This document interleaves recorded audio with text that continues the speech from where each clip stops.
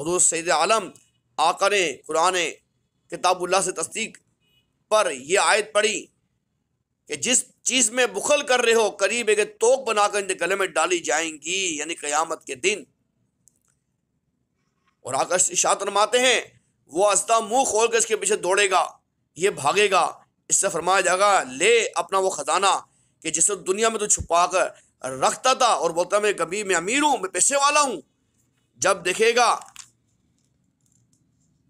یعنی وہ جب دیکھے گا کہ یہ جو اسدہ ہے اس سے کوئی راہ بچنے کی نہیں ہے، تو اس کو اسی ٹائم مجبور ہونا پڑے گا، اس کے لیے ناچا اپنا ہاتھ اس کے منہ میں ڈالے گا اور وہ چبائے گا اس کا ہاتھ جیسے نر اونٹ چباتا ہے۔ اس کو روایت کیا مسلم عن جابر سے، حضرت جابر سے روایت کیا گیا رضی اللہ عنہ۔ حدیث پاک میں صلی اللہ علیہ وسلم فرماتے ہیں آقا جب وہ اسدہ اس پر دوڑے گا تو یہ پوچھے گا تو کون ہے؟ کہے گا میں تیرا وہ بے زکاتی مال ہوں جو چھوڑ مرا تھا۔ جب یہ دیکھے گا وہ پیچھا کیے جا رہا ہے، جو اس کے منہ میں ہے تو دے دے گا، وہ چبائے گا، اس کا سارا بدن چبا ڈالے گا۔ الامان والحفیظ، یہ مختصر سی روایتیں ہیں۔ زکوٰۃ کے بڑے اہم مسائل ہیں، بینک میں رکھنے کے مسائل ہیں، کرنٹ اکاؤنٹ ہوتا ہے، سیونگ اکاؤنٹ ہوتے ہیں، اور بہت سے معاملات ہیں۔ بلکہ تو ہونا تو یہ چاہیے کہ انسان بینک میں پیسہ نہ ہی رکھے۔ اس کی وجہ یہ والی ہے کہ جب انسان بینک میں پیسہ رکھتا ہے نا تو بینک والے اس کو استعمال بھی کرتے ہیں۔ وہ صرف آپ کے اکاؤنٹ کے اندر، اے ٹی ایم کے اندر آپ کو شو کرتے ہیں آپ کی رقم اتنی پڑی ہوئی ہے، لیکن آپ کا پیسہ خلط مرت تو ہو جاتا ہے نا۔ اب وہ سود کا کاروبار کریں، جہاں بھی کاروبار کریں، گھر میں انسان کی تجوری ہونا چاہیے، ایک سیو ہونا چاہیے، بھلے کسی کو نہ معلوم ہو۔ انسان اپنا پیسہ وہاں رکھے، اللہ کے ذات پہ توکل کرے، آیت الکرسی پڑھے، اور کوشش کرے انسان جمع ہی کیوں کرے۔ آج کھایا ہے، شکر اللہ تعالیٰ کا، مہینے کے بغیر اشتاق رکھے اپنے پاس، زیادہ جمع کیوں کرے؟ بنانا تو انسان مسجد بنا کے بیٹھے، ہر علاقے کے اندر، ہر گھر کے اندر بندہ مدرسے بنا لینا، ہر گھر میں ایک مدرسہ بن جائے تو محلے کے بچے وہیں پڑھ لیں گے، نہ ہمیں پھر بڑے ادارے بنانا پڑیں گے۔ ہمارے محلے کے اندر ہماری خود ذاتیہ مسجد ہوں گی، ہمارے ساتھ ایک مسجد، ہمارا ایک گھر بھی ساتھ ہی ہو، تو ہم تو یہ ہوگا دنیا کے میں مولا رہنے کے لیے ہم نے گھر بنایا، ایک تیرے دین کے لیے مسجد بنائی، رسول اللہ کی اطاعت کے لیے، آقا کی اطاعت کے لیے مسجد بنائی، تو قبول فرما لے۔ یہ گھر جو ہے عزت چھپانے کے لیے، اور ایسی زندگی انسان گزارے کہ کسی کا ہاتھ پھیلانا نہ پڑے، اپنا کھائے، اپنا گزارا کرے، اپنے کپڑے پہنے، اچھے کپڑے پہن لے بھلے، لیکن ایسا مال جمع کرنے کا کیا فائدہ کہ جس بندے کی سانس اٹھ جائے اسی وقت، یا کل یا پرسوں یا سال بعد، جتنا بھی اس کا مال تھا، چاہے تجوری میں تھا، کہیں تھا، وہ مال وہیں کا وہیں رہ گیا۔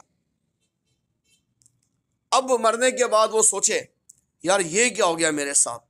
28واں پارہ پڑھیں جا کے آپ، 28ویں پارے میں اللہ نے اس کی جگہ فرمائی ہے نزا کے وقت کی۔ سائنسدان سمجھ رہے ہیں ہم کیسے معلوم کریں گے مرتبہ ہوتا کیا ہے، قبر میں کیا ہوتا ہے؟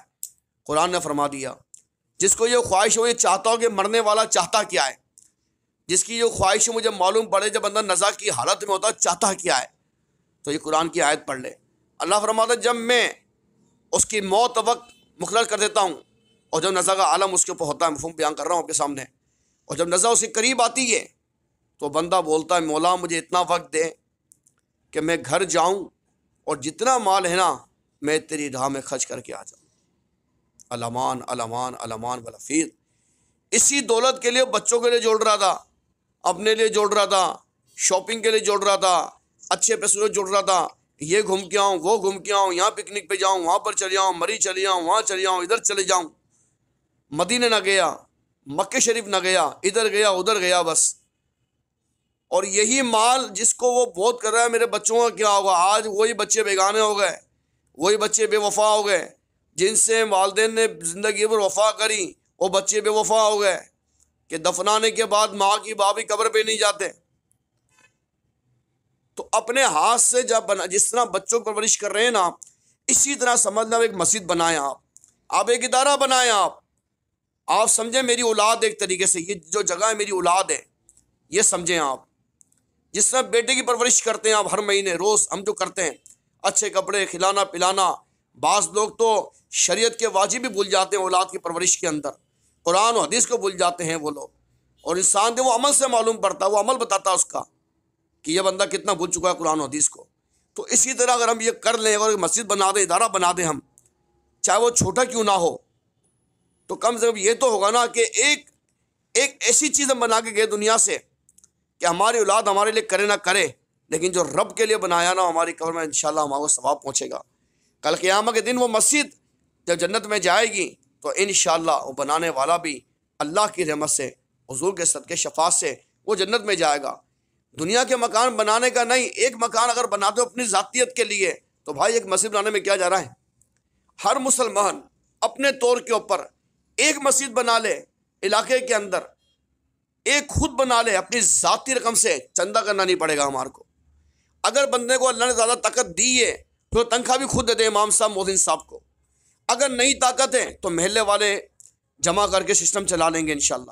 اگر طاقت ہے اور وہ خود بنا چلا سکتا ہے تو تنخواہ اچھی دے دے مولوی صاحبان کو، تاکہ وہ جب رزق کھائیں پیور حلال کھائیں اور ایک بنیاد قائم کر دیں، اور گلی گلی کے اندر یہ سسٹم بن جائے گا تو اسلام کی مہک پھیلے گی، اسلام کی خوشبو پھیلے گی، اسلام کی روشنی پھیلے گی، دین کا علم عام ہوگا، دین کا علم کا نور پھیلے گا۔ لوگ بولیں گے واہ یہ کیسے اسلام والے ہیں، یہ کتنے مضبوط لوگ ہیں۔ آپ عیسائی کو دیکھیں، یہودیوں کو دیکھیں، وہ اپنے چرچ کس طرح استعمال کرتے ہیں، کس طرح چرچ بناتے ہیں اپنے مہنگے مہنگے۔ وہ جھوٹے ہونے کے باوجود اپنے مذہب سے وفا کر رہے ہیں، اور مسلمان آج اپنے مذہب سے دور ہوتا جا رہا ہے۔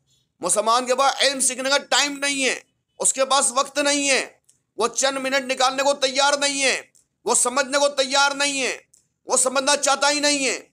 موت آتی ہے تو بولتا میں سارا مال اللہ کی راہ میں خرچ کر کے آ جاؤں، زندہ ہوتا ہے تو بولا مجھے یہ مل جائے، مجھے وہ مل جائے۔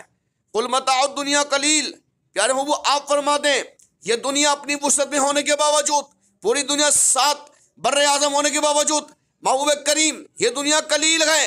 حضور نے فرمایا اگر اللہ تعالیٰ کو دنیا سے محبت ہوتی، دنیا پسند ہوتی تو مچھر کے پر کے برابر بھی کسی کافر کو دنیا نہیں دیتا۔ اللہ کو دنیا پسند نہیں ہے۔ اللہ نے فرمایا آخرت سے محبت کرو، آخرتی بقا حاصل کرو۔ اللہ نے فرمایا میں تمہاری جنت تیار کر رکھی ہے، تمہارے نعمت تیار رکھی ہے۔ ارے جس رب قدر نے تمہارے کو پہلی بار پیدا کیا، ماں کے پیٹ کے اندر پیدا کیا، ماں کے پیٹ میں رزق تمہارے کو دیا، ماں کے پیٹ میں پانی تمہارے کو دیا، ارے تم پہ کوئی ذمہ داری نہ تھی، تم دنیا کے اندر بالکل پاک صاف پیدا ہوئے۔ تم جب بڑے ہوئے بالغ ہوئے تو تمہارے پر نکل گئے، جب تمہارے پر نکلنا شروع ہوئے تو تم نے خطائیں شروع کر دی، تم بھول گئے تمہارا وہ مولا ہے کہ جب تم کچھ بھی نہ تھے اس نے تمہیں بہت کچھ بنا دیا۔ اور آج کیا وجہ ہے کہ جس رب نے بہت کچھ بنا دیا اس رب کو ہی بھول گئے، اس کے محبوب کی اطاعت تو بھول گئے۔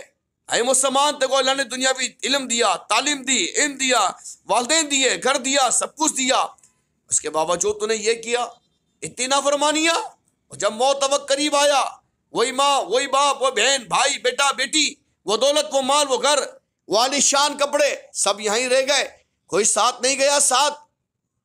ہائے افسوس، اس اندھیری قبر میں انسان کیسے رہے گا، کس طرح جواب دے گا اللہ تبارک و تعالیٰ کو؟ کیسے کھڑا ہوا اللہ کی بارگاہ کے اندر کہ مولا پوری زندگی بے پردے گھومتے ہوئے آئے، میرے مولا کریم آنکھوں کے سینہ کرتے ہوئے آئے، مولا کریم ہم نے کیا کیا زندگی کے ساتھ؟ آج وہ کیا جواب دے گا اللہ تعالیٰ کو؟ آج وہ کیسے کھڑا ہوا رب کی بارگاہ کے اندر؟ رسول اللہ کی بارگاہ میں کیسے کھڑا ہوگا وہ شخص آج؟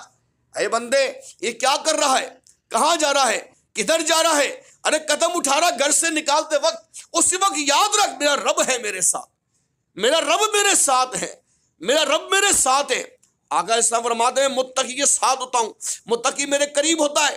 میرے آقا کے بعد میرے اعمال پہنچ رہے ہیں، میرے آقا متقی قریب ہیں، میں رب کو کیا منہ دکھاؤں گا؟ قدم نکالتے کے ساتھ جب احساس پیدا ہو جائے انسان گناہ سے بچ جاتا ہے۔ گھر کے اندر ہو تو اس کی خلوت بھی اچھی ہونا چاہیے، ٹی وی آن کرے تو اس کو یاد ہونا چاہیے کہ میں کس رب کے سامنے میں ڈرامے دیکھ رہا ہوں، میں کس رب کے سامنے فلم دیکھ رہا ہوں، میں کس رب کے سامنے گناہ کر رہا ہوں۔ سانگ سن رہا ہے، میوزک سن رہا ہے تو سوچ وہ رب تجھے دیکھ رہا ہے، وہ تیری شے رگ سے قریب ہے، وہ تیری شے رگ سے قریب ہے۔ ارے بھول گیا نادان، نافرمانی کرتے ہوئے تو یاد دے رب قریب ہے۔ ارے جس کو یہ یاد ہو کہ میری پرنسپل یا میرا پروفیسر میرے سر پہ کھڑا ہے تو بندہ اس ٹائم سست ہو جاتا ہے، بالکل اٹینشن ہو جاتا ہے، کوئی غلط کام نہیں کرتا، جس کی جہاں جاب ہوتی نوکری ہوتی تابع داری کرتا ہے۔ ارے جس رب نے ہمارے کو دنیا میں بھیجا نوکری کے لیے، خدمت گاری کے لیے دین کی، وہ رب ہمارے میں ہماری شرک سے قریب ہے، کیسے گناہ کر رہا ہے، کیسے واجبات چھوڑ رہا ہے، کیسے فرض چھوڑ رہا ہے، سنت تو کیسے چھوڑ رہا ہے؟